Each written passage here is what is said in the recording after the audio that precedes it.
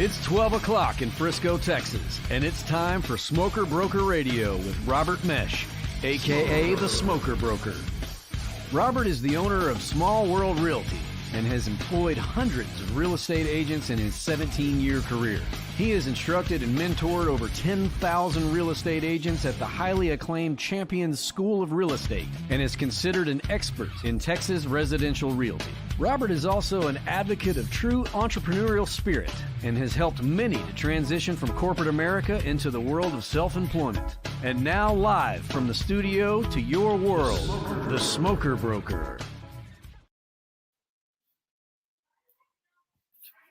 Hey, welcome to Smoker Broker Radio. I am Brent Holdberg, the Director of Ops for the SWR Group at Keller Williams. Robert is having some issues getting his computer going, but it is going. I'm not having any issues. You're all right. the one with issues.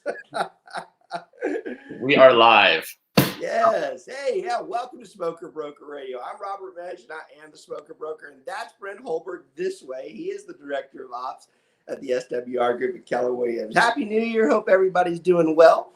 Sorry for the delay. We had some technical difficulties. At least I had some technical difficulties. Operator error probably more than anything. But hope everybody's doing well. Like I said, we are into a new year, and what a new year it is already. You know, we thought 2020 was bad, and 2021 starts off just as bad. We do have an acting government, or at least I think we have one right now. So, you know, it's like I love my favorite meme this past in the last 24 hours has been the "Hey 2020, hold my beer." You know, that's, you know, you think you can't top 2020, and here we go with just a never-ending story. Yeah, it's funny that a lot of people will look at yesterday's events as chaotic, as horrible, as oh God, there's these terrible things and whatever. And I guess I have a different perspective on things a lot of times, because here's the thing. It's crazy. It was stupid. It's ridiculous. It's concerning, but it's also life. We live a crazy life. We live in a crazy world. There are crazy people in this world that do weird things that aren't rational. And you watch something like yesterday, and, you know, your first comment is, this is completely irrational. Why is this happening? And then you sit back and go, that's the human race. Yeah. that is where, I mean, Brett, is it right? I mean, it's not World War II, right? But our generation's pretty soft. So I think little disturbances like this really trigger us. But I mean, past generations had it way worse. They've had more chaos. Yeah. Everybody talks about, you know, anarchy, and, you know, then I was even hearing comparisons that this didn't even happen in the Civil War. I'm like, yeah, but a lot of other things did happen in those time frames. I mean, look, you know, if you want to talk about chaotic, I mean, look at Nixon and what he does in the early 70s. And Nixon was considered a good president.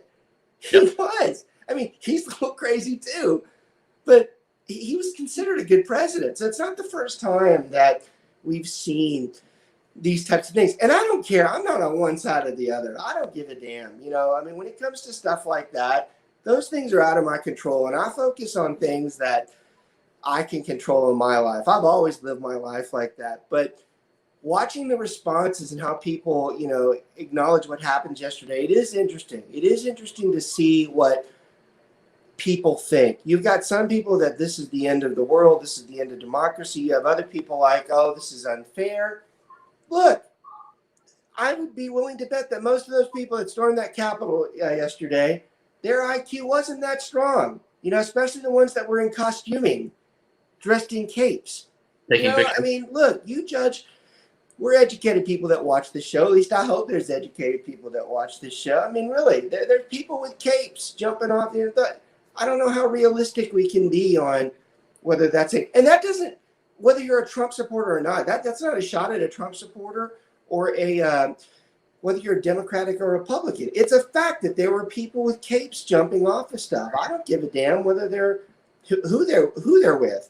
It's stupid, you know, and it's not the mentality. Hell, I even think Trump, you know, I even think Trump was like, this is absurd, you know, and even though it didn't come off in his response that way, I still think it was. I think even he's like, good Lord, this is not helping any cause that I have right now to have these idiots doing that. And again, I'm sure people want to have a longer conversation about he fueled this, he fueled that, whatever, to each their own. But the bottom line is, it is the human race. People are strange, and we live in that world. So I love how Brent, even with us not discussing this, kind of is of the same opinion. It's not something that we control.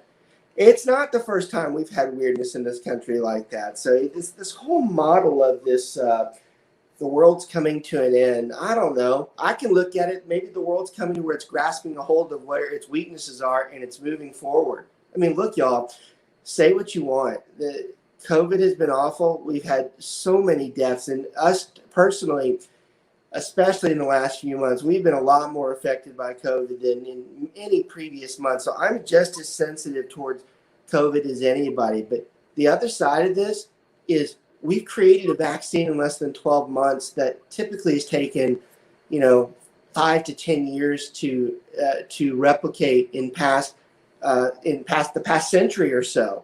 So, you can look at it like the world's ending, or you can also look at it as the world's getting stronger in the way it responds.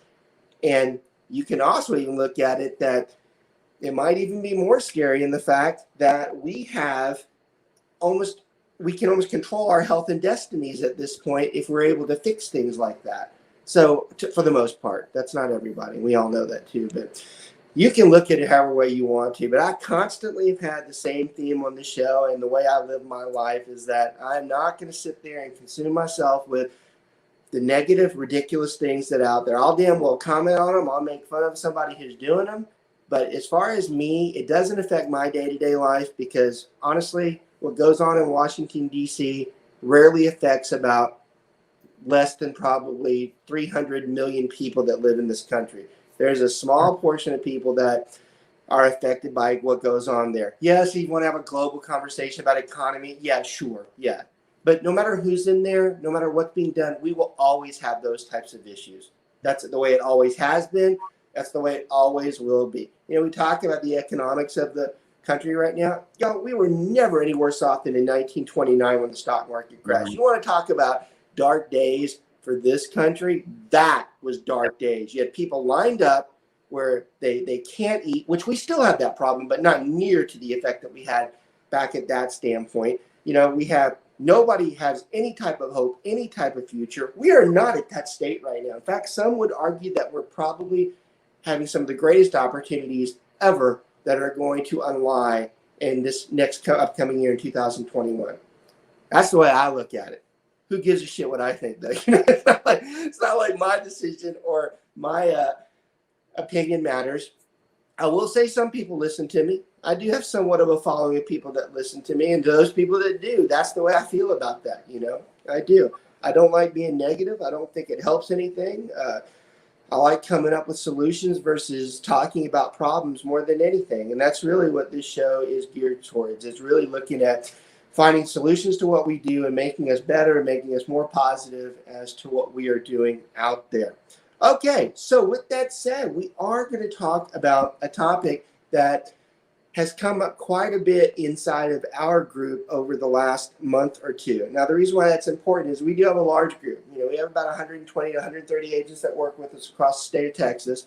And we do have a lot of input from those agents as to what's affected. And I like to think that our sample of our team is somewhat replicative of what's going on in the rest of the industry as well. I mean, that's a fairly large team that we operate. We get input and conversations from these people on a daily basis. So I like to think that we have somewhat of a good pulse on what's going on right there and right now. And that conversation's come up a lot recently. New construction has come up. And I went back and looked at some of our topics that we've had over the last 6 months to a year. And I'd noticed that we hadn't done this one in a while. So I thought it was a good time to talk about it, especially as we're getting into the new year. Now, this is why this conversation is even more so important, because we are in an inventory shortage right now in this country, especially in the state of Texas. My God, our folks down in Austin right now, Someone told me the other day one of the northern suburbs had 3 active listings, and I'm talking like the northern suburb, like where 100,000 people live. So that's concerning when we get to that type of inventory level. Now, the reason why that's important to this conversation is new construction homes are available. We do have them out there. Now, I will admit they're building them. They're not available right this minute, but there's enough in the pipeline that people can have home choices if that's what they choose. And because that might be one of the only viable solutions for them in the upcoming months, I think it's important that we talk about that today. I will say I'm irritated by the fact I usually have our shows prepped a few days in advance. I've been I didn't even know it was Thursday, to be honest with y'all. I really didn't.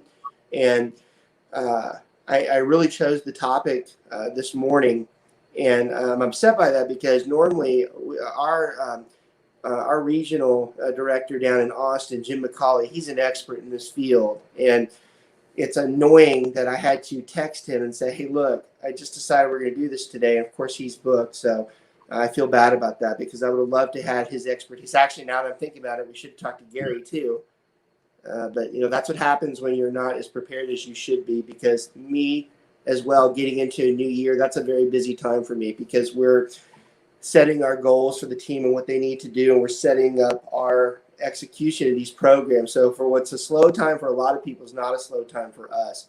And that's why I'm probably not as on top of where I should have been today with some of the people that I wanted. But you know what? That's okay, though, because I do expertise in the subject. Brent expertise is in the subject. So it's not like all is lost.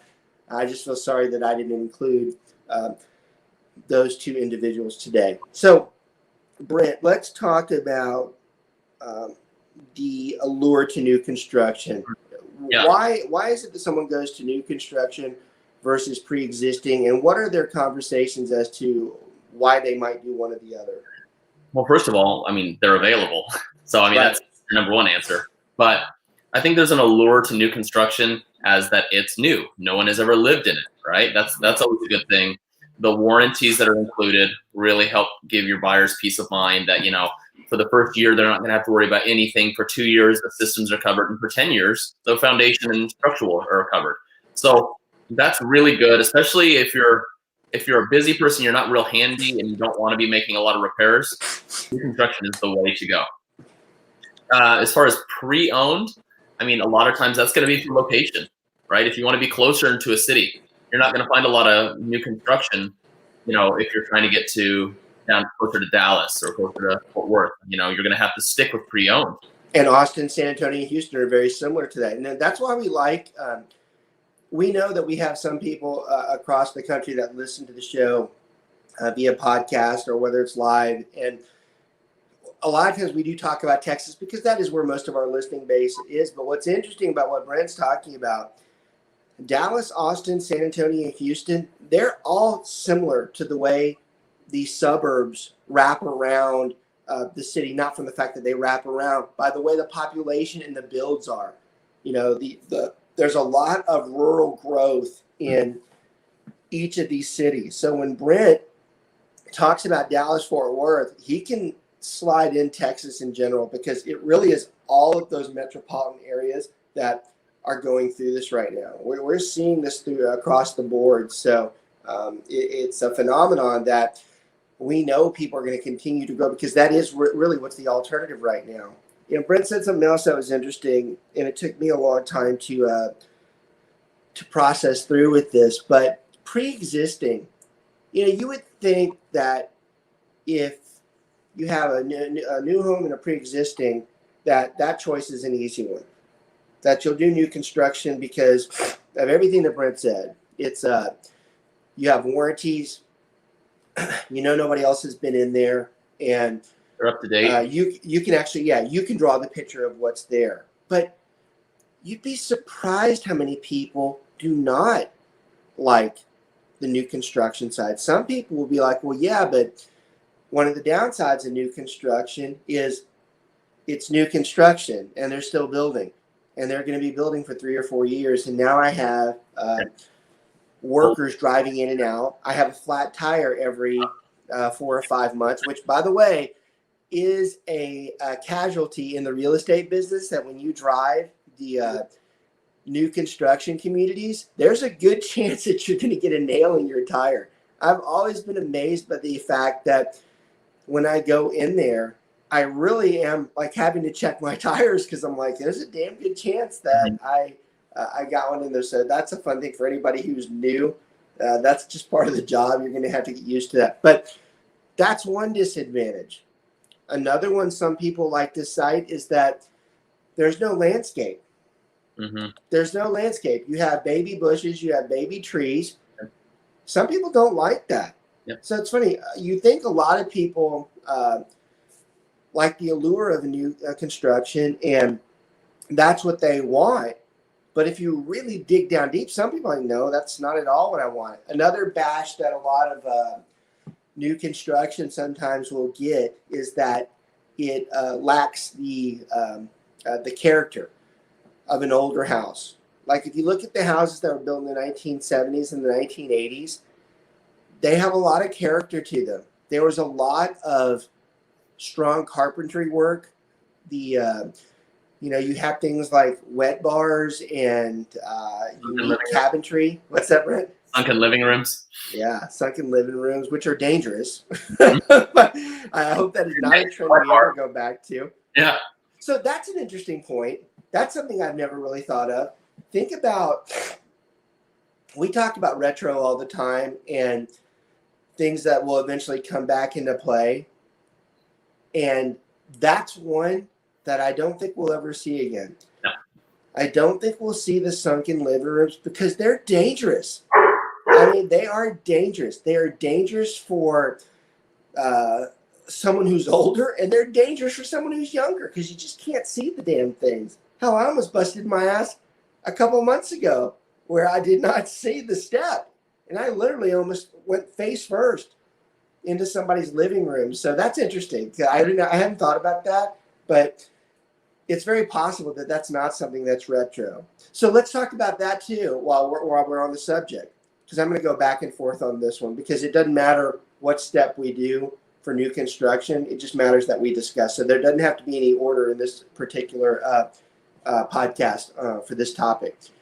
So I always like to discuss the interesting phenomenon of how houses were built, because houses were built decade impaired. They really were, right? Yep. So in the 60s, the 60s were the age of the shag carpet and the just most horrific colors that you could ever imagine. Lime green, purple, black, in your living room with thick shag, or orange, burnt orange. Boy, the UT guys, they must have loved it in the 60s because you got this thick, horrible shag carpet. So you had that in the 60s, right? So and you kind of tail into the 70s too. You move into the 70s and the early 80s, and you have the homes of wallpaper. Wallpaper is on every damn wall in every home in the 70s and the early 80s. Every house in the bath is the tackiest wallpaper. It's awful, right? So you get into the mid 80s and you get to the era of the wood panel, oak panel room. Every room has oak paneling for walls. It's dark, beautiful cabinetry, but every room is paneled with wood panel. Right? Every house in the 80s was built that. 80s had a few phenomenons. They had the early wallpapers. They had the oak paneling, and then they have almost every house that was built in the early 80s has the seashell sink. Whoever was making the seashell sinks must have been making a fortune in the 80s because every home. By the way, those weren't back then. Those weren't cut like today. They cut that for the granite. Those were built that way. They built so they just sunk in. So 80s are an interesting time frame, right? move into the 90s, home of the Berber carpet and brass fixture. Every home built in the 90s has brass fixtures and Berber carpet. And then you move into the 2000s, and you had the era of hand-scraped hardwoods and granite countertops. So it is decade impaired. It literally, you go from like 1999 to 2000 and it switches. You go from 89 to 90 and it switches. It's decade impaired. Now, the funny part about this conversation is a lot of the retro, a lot of the older things eventually come back. Mm-hmm. So we were joking about the shag carpet and the wallpaper. I looked at a house about 4 months ago that was in the older Plano communities, and it had not been touched since 1975. It had all the wallpaper still from 1975, and it had all the orange carpet from 1975. And surprisingly, it was well kept. It was clean. It didn't look disgusting by any means, although God knows how long that carpet had been there. They claimed that they had cleaned it hundreds of times over the years, because I remarked how interesting it was that it looked pretty good considering. But I told those people, I was joking with them. I go, well, congratulations. I go, because you guys are actually in style right now. I go, this is back. People are paying primo in new construction homes right now for this carpet that you have. I didn't say ugly carpet. And then I said, and that wallpaper it's prestige right now.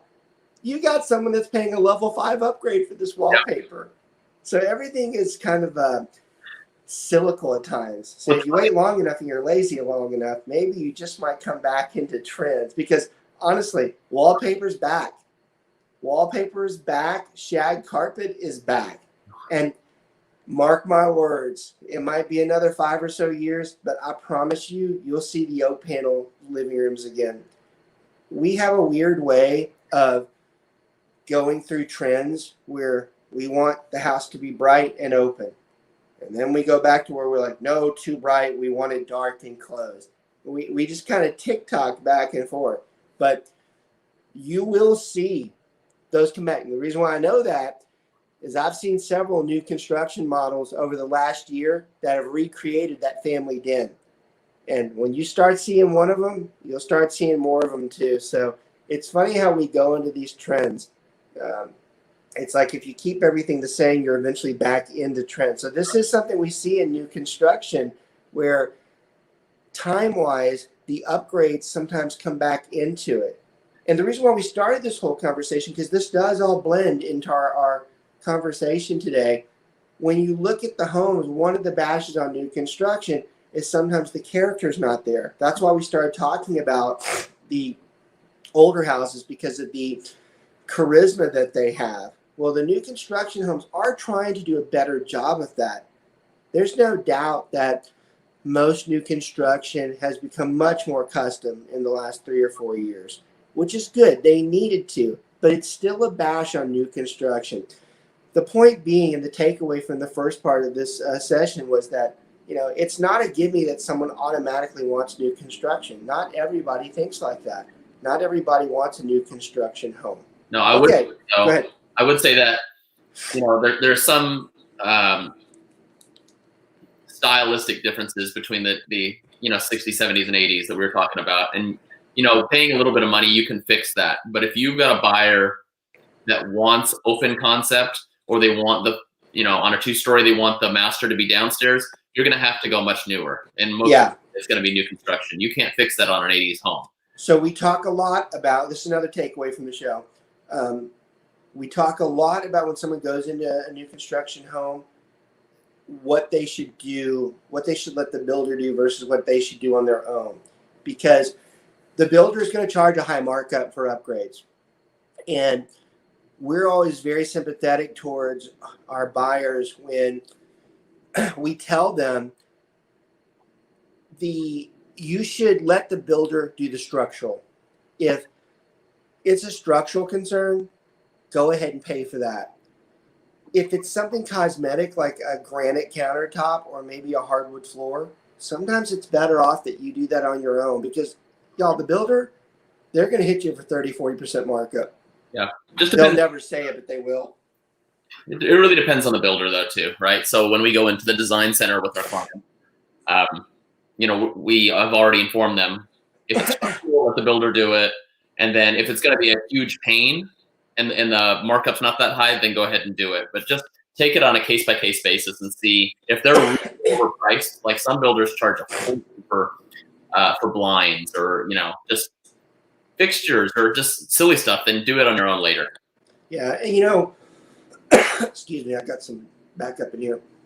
The builders really need to do a better job of being more realistic when they're selling a home about what they charge somebody. Yep. Because some of it has gotten out of hand.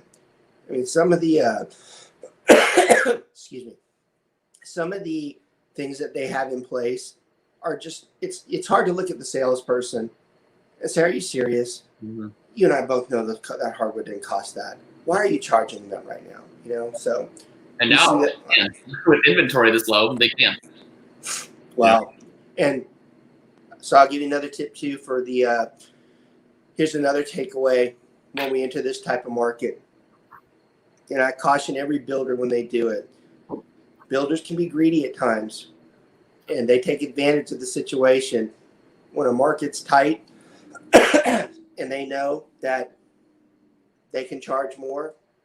They have no sympathy towards the general public. Now, anybody else will argue, well, that's just business in general. I'm like, yeah, there's a difference between business in general and where someone's choosing to make their home. It's not as much business as it is personal on this end of it. So you could argue that the builder is a little out of line when they start doing this mode of thinking, when they go through and they just charge whatever they want. But here's the takeaway. There are a lot of builders when I go in there, if they stonewall me where they're not negotiating and they're being greedy with their price point, I'll always raise my hand to them and I'll be like, I've done this for 20 years and you and I both know that this market will turn. I go, and when it turns and you guys are on your knees begging for me to come back in here, I go, I'm going to remember this type of behavior. Because, and I'll be clear with this, I'm talking about someone who's being very negative to me, who's very standoffish with me when I'm negotiating. They're like, we're not doing that. Like, we got tons of people. I'm talking about that person. Because I'm like, you're abusing the situation. I go, and when this thing turns around, your company is on the list. Because when we come back in the next time y'all do that, I go, you will not like the offers that we're going to be putting in on those homes. And that's the problem. You know, you have to have a good balance and be reasonable. And sometimes those builders, they can get a little too greedy with their pushing of that. And don't think that I'm the only one that makes that list. There are a lot of powerful real estate agents and brokers out there that they do not like that type of attitude where someone's taking advantage of the situation. And if you want me to be completely transparent, I'm that way with a lot of my sellers too. When the sellers start taking advantage of the market, I get a little upset at times because I'm like, hey, look, I'm all for you maximizing the value of your home. But when you start getting to where you're putting your foot on someone's stomach and on their windpipe, and you know you're doing it, I don't think anything good. Because I mean, look, I've always been a karma guy. I'm not superstitious, but I believe in it. I do. I every time I've ever done anything terrible in my life, I get what's coming to me. Anytime I've done good, I get what's coming to me. I don't know why it's like that, but I believe it. And for homeowners especially, when they get into that spiel about they're just going to, you know, really stick it to a buyer, I'm not just sure that's the American way. Or maybe some people would argue it is the American way these days. I don't know. It is good. All right. Yeah, right? All right, let's shift the second half of the show into where we talk about, because this is the most helpful part for the agents out there. So the first part was really more to the general public. This part's going to be geared towards the agents who go in and are asking us what to do, okay? So this will be the most informative part. This will be a good 20-minute conversation we're about to have. Brent, before we do that, let's do our insurance sponsor really quick. And so I don't forget, so we can tail into the rest of this conversation. Yep. All right. So our sponsor today is Greg Holdberg with Liberator Health Insurance. They have plans that allow you to see any doctor and go to any hospital in or out of network. You can save 40 to 60% on your premiums. The Liberator deal of the week, they had a family of 4 and the husband has high blood pressure for just $523 a month for great coverage for the whole family.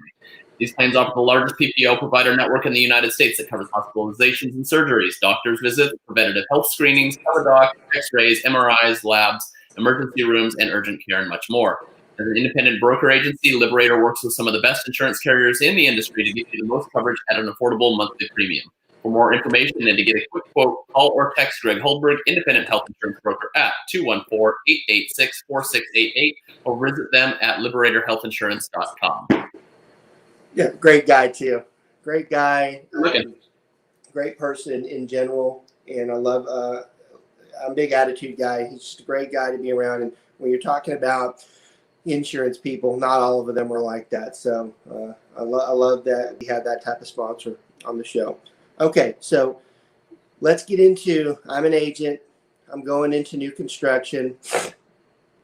What are we going to do? Now, I do love this, this segment, this show, this podcast, and especially this part, because this is extremely informative. I believe over the years, we've had a lot of models and things that we do in our group specifically that have been modeled over my experiences over 20 years. Some of them are general that anybody does, but some of them, I believe we have more right than others. And this is one of them, because I do believe over the years that I've watched this process, what I'm about to tell you is very close to what you experience when you go in. All right. So first thing, when you're taking a client into new construction, well, I guess if we want to be technically correct, first thing you do, you make damn sure that you register yourself, because if you go in there and you're not registered, that builder very possibly will not pay you a commission.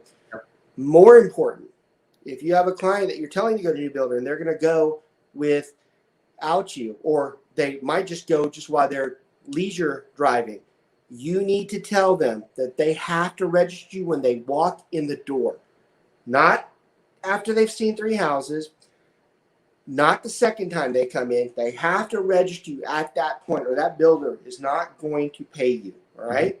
So that's an important step in this process. It is infuriating when we have a client that just goes into a new build, doesn't tell them anything, and they know we've told them to do that. And then we have to start fighting for the commission that we're owed. Why do you think I go pre-register my clients? I go before. And so look, talk to them about that really quick. Tell them what it is that you're doing, because that's something that's more new, and I like that. You can do it either online, but I like to stop by, first of all, because I want to see what they have on inventory, what their build times are, and see what their incentives are. And in the meantime, I'm going to for my client, and I don't put down their phone number, but I do put down their email address just so they're registered. And that way, if they do happen to come and look at it while I'm not there, I know that I'm going to be taken care of and that they're going to have representation from me. Well, and Brent, you don't have to put their email. You can put their name and put your email on there as long as they're registered. That's the only thing that matters. So what Brent's giving you a takeaway there, and this is something that's more of a new practice because the builders didn't used to do it, but they do let you pre-register. And that's probably a good idea if you know where your client's going to be looking. Yep. Probably a good idea to get out in front of it and say, hey, look, just in case this person comes in, we've told them to go to your subdivision, because that is true. 9 times out of 10, we did tell them. So here's another takeaway from the show. And this is one of the things that sparked having this show, because we've had a lot of conversation on this inside of our SWR family, our Keller Williams family, and a lot of other brokerages in general. And this is probably one of the few things that all brokers are united on as far as their feelings and conversations about new construction. There are some builders out there that have the audacity and the nerve to tell one of our clients, not theirs, that they would be better off if they didn't have us because they could save money on the new build. Now, notice how I said some, because for the most part, that's not true. Majority of the builders, especially the big corporate ones, they do not pay the real estate commission out of the individual house budget. They actually have a marketing budget in place. Notice I said marketing because that's going to be a key part of this conversation in a minute, right? They have a marketing budget that's already set aside to pay a realtor. So basically, this is being done for free for you when you have us go in and help you with this process, okay? There are a very small handful of people that will go the other route. This is typically a smaller custom builder that's running on small margins that pulls this type of stunt. And you will see an occasional track builder do it too. Now, the problem with that is those track builders, most of the time if the management hears that salesperson does that, they're going to jump on them. Because the fact remains the majority of those houses are sold via realtors. We're the ones that bring those people into those houses. And if a builder is out there telling a client that they're better off without us, that is not going to be very encouraging for us to send business to that builder. Yep. It's just common sense that that's something. Now, to be legally clear, like I always am, and ethically clear, we tell our clients we're happy to show them whatever they want because we're not here to block people. We don't do that. But don't think that we're going to be very enthusiastic about that builder, because I can promise you this.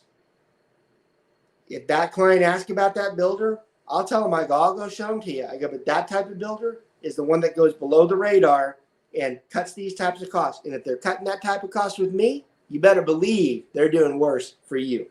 So you do whatever you want with that particular individual.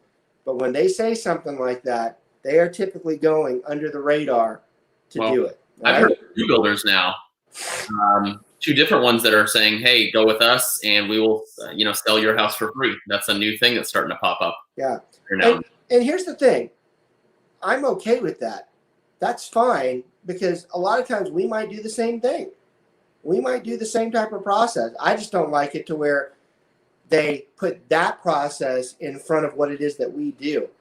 Because in the end, that's not always going to be the way people come to them. A lot of the business that we have in Dallas, Fort Worth, Austin, Houston, and San Antonio is relocation business. And these are people that are not going to be selling a home in Texas. These are people that are selling a home in Maryland or Washington or Missouri. So this doesn't apply to them. And any builder that's watching my podcast right now, I'd caution you on that little practice of doing that, because you might just practice yourself out of business, because a lot of your clients don't come that way. And if you're going to start cutting the way we bring people in, what's the point of us helping marketing your product if that's the way it's going? That's just stupid for us. Any moron would tell you that's not good business for us. Now, here's the most important part of this conversation for the agent. Not so much for the general public, but for the agent. We get this a lot. We get where that builder, or not the builder, I'm sorry, where we have a client that says they heard that another agent did this for free or whatever, and we want you to cut your commission, and we want you to give us some of your commission, because the reality is we drove around and found these houses, even though we're the ones that told them to go there. There is some truth that we don't work as hard as we might on a pre-existing one, because the salespeople at the builder are actually the ones doing the paperwork and the contract work and setting up the meetings with the builders. So it's not as much work that's required on our part. So sometimes there's a mentality out there with people in the general public where they're like, well, you guys aren't doing that much. You're only spending this much time on it. So I don't think that you should get 3% of this commission. I love it when the general public dictates to me what I'm supposed to be paid. We've had people. What's that? They're not even paying it themselves. It's not even their money. It's not even their money. That's the best part about this. I mean, you want to talk about nerve. And look, I'm pretty neutral on this show. I will not be neutral about this subject. Anybody that's watching this that's done that before with your agent, shame on you. That's not your money. It's not your money. Look, and I'll go even further, and this is the real point I'm trying to make. A lot of people will sit there and act like that's their money, which it's not. And then they're really coercing. That's what it is. You're coercing that real estate agent to do that. But here's the part that you don't understand, and you'll never understand for that matter. believe it or not, that commission is not paid because of you.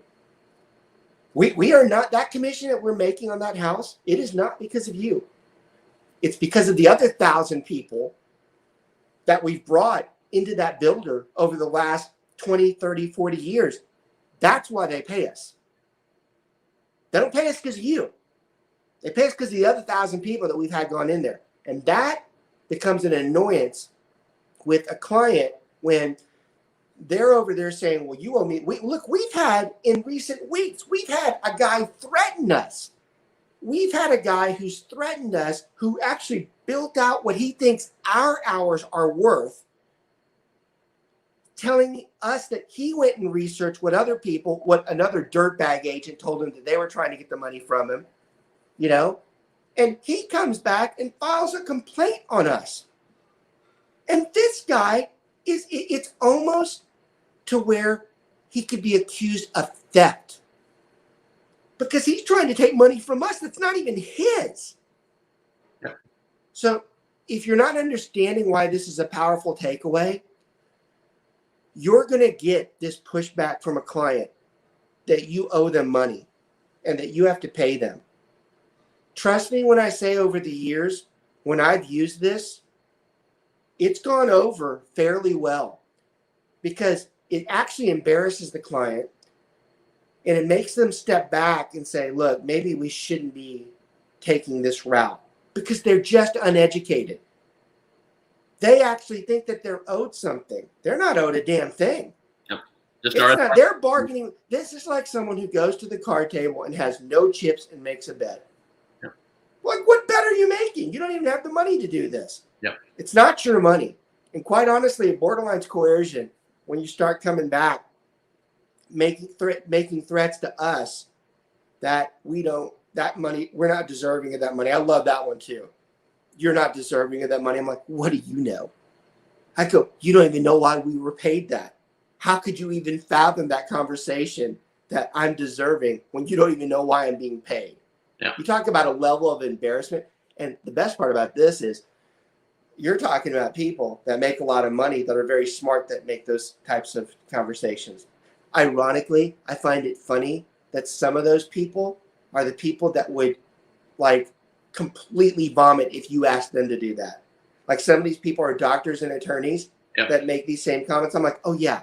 I go, how about you cut off your half of your commission on this heart surgery this week? You know damn good well you ain't gonna do it. You know damn good well you ain't gonna want someone else to do it that wants you to do it. They're not gonna do that. Yes. They test to see how you're gonna respond, right? And if you respond strongly and test to see if you're weak. Uh-huh.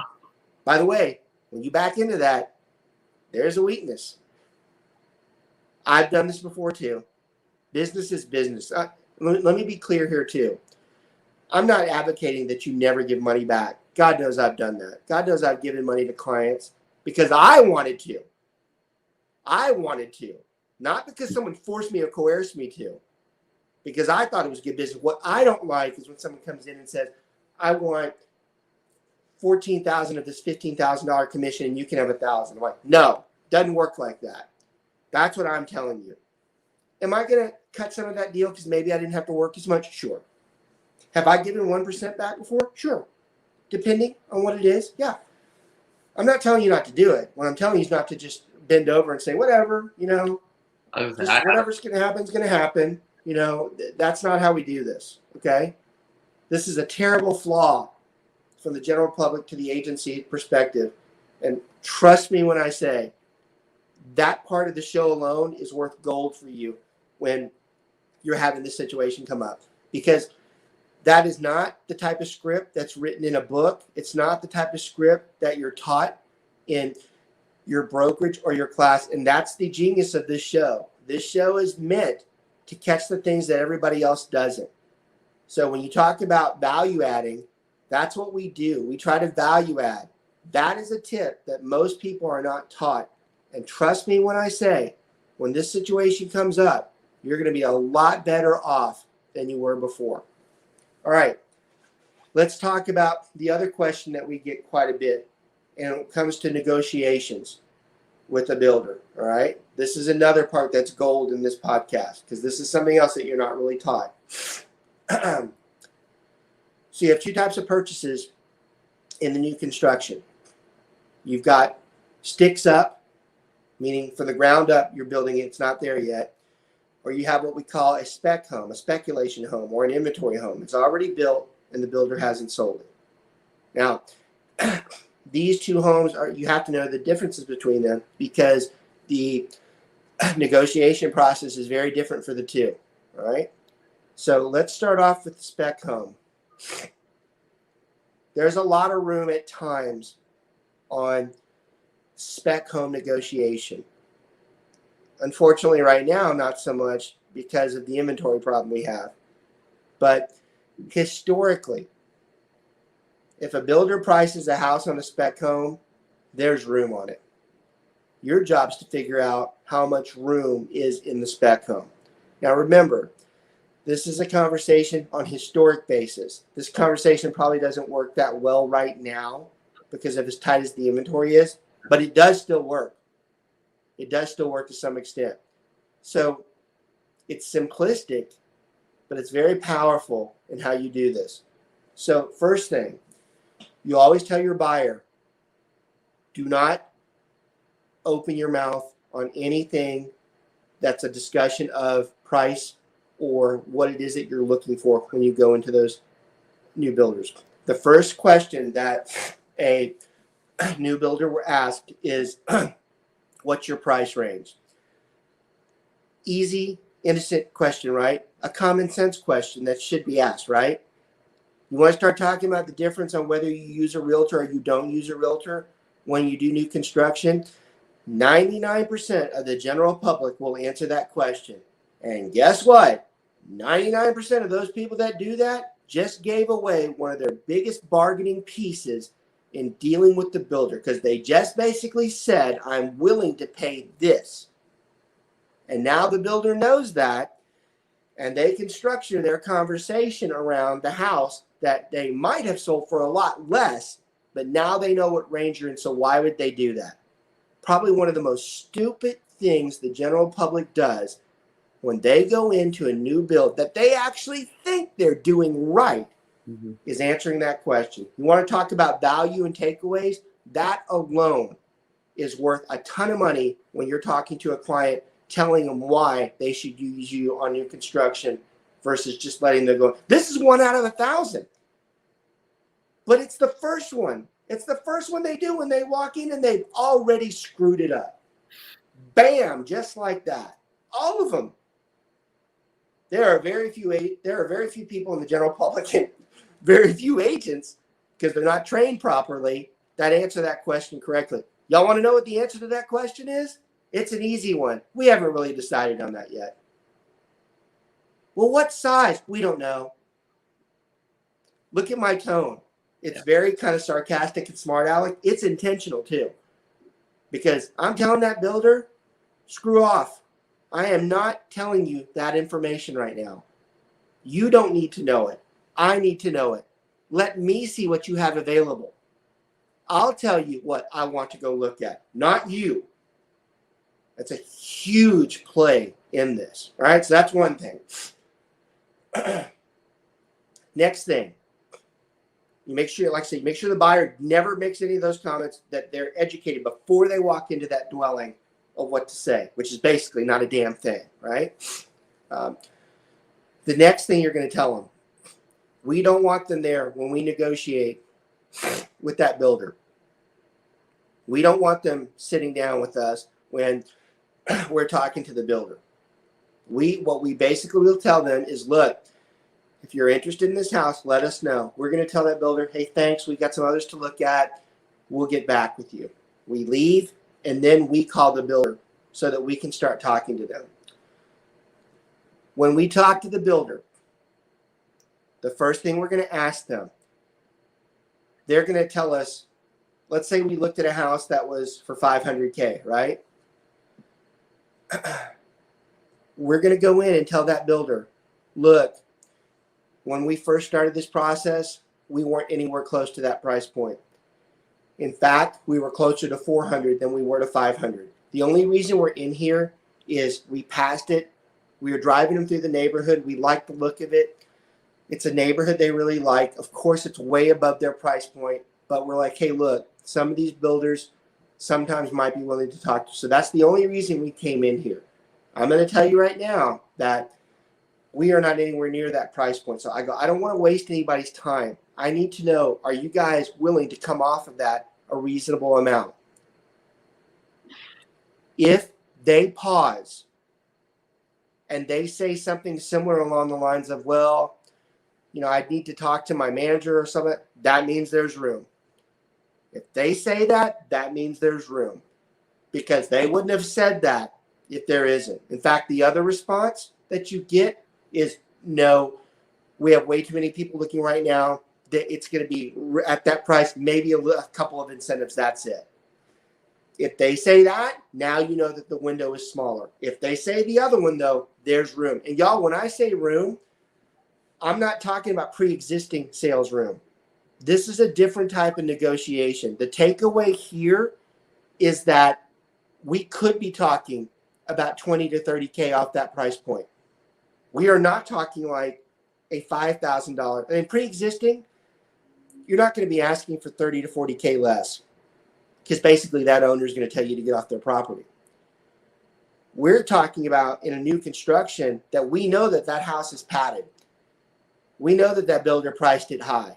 They're just trying to see if some sucker will go in there and pay for it, which, by the way, most of the general public that goes in without a real estate agent, they are about to be suckered.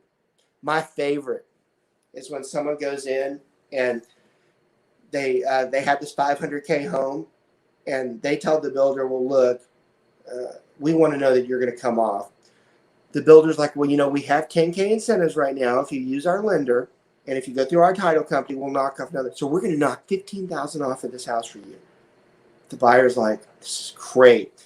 They signed it, and then they brag to everybody, we got that builder off 15K. I'm like, yeah, congratulations. I'm probably losing another 30K. That was what they gave everybody. Everybody got that. You damn well probably could have gotten lower. Another reason why you use a real estate agent versus just walking in. By the way, anybody who's watching the show today or watches it on our archive, if you have friends that are considering new construction, you send them this episode. You tell them to watch this episode, because this might be one that saves them a lot of money.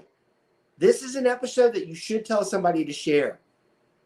This is an episode that you want the general public to watch, because it's basically knocking on their forehead saying, pay attention. You don't know what you're about to get into. Everybody always looks at a realtor like some scummy salesperson trying to make a buck. Most of us are far from that. Anybody who knows me too, I can't even stand being called a salesperson. I haven't sold a damn thing in my entire life. Anybody who knows me will tell you, I don't sell shit. I never have. I'm here to help you. That process is the largest asset you're typically going to ever buy. We know how to do it. You don't, or you might think you do. We're here to help you with that. I'm not selling you a damn thing. When I tell you you want someone like us to go in there, I'm not joking with you. You want someone like us to go in there with you. You don't know what that builder's about to do to you. And y'all, we're talking about the first part of this. We're not talking about once that builder F's something up that we have to go in and fix. You're going to want us there for that too. So these are huge things. All right, we're getting close to where we need to wrap this up. I want to address the other part of negotiations, because it's a little more difficult. If you're building from the ground up, y'all, let me tell you, and I'll give the kudos to the builders. I'll trash them and I'll give them their ups when they're owed. The builders were brilliant a few years back. They got tired of haggling with the general public on negotiations when they were building from the ground up. So they got very smart, and they basically said, going forward, that house cost this amount at the base level. So the house, just the shell of it, is $300K. Whatever you want to put into it, we'll put into it, but it just raises the price. So by doing that, they got away from this, well, I want a deal. I'm like, just tell me what you want and I'll put it in there. But now they're stacking it up versus letting you say, well, I want it to be less this. There's not much negotiation from the ground up.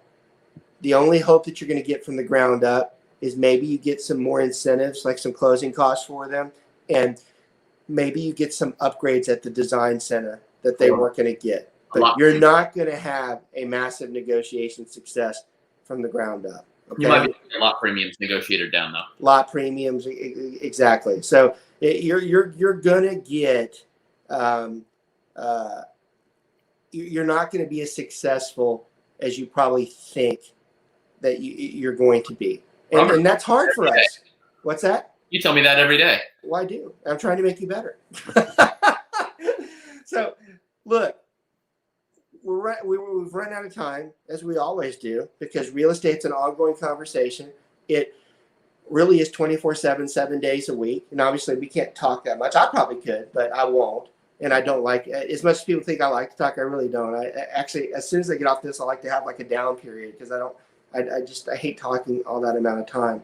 But I will tell you, especially the second half of this show, probably one of the more valuable shows we do for any real estate agent out there. And y'all, I will plug what we do at SWR. That is the consensus foundation for what we do. We teach you the things that nobody else does. We're available 24/7, which is legitimate. We respond typically within 30 minutes, no more than ever past 2 hours. And we are the ones discussing these types of things. There is no group or team or brokerage out there that caters to an agent like we do. All right? At the SWR group at Keller Williams, we are a special, unique type of Keller Williams group.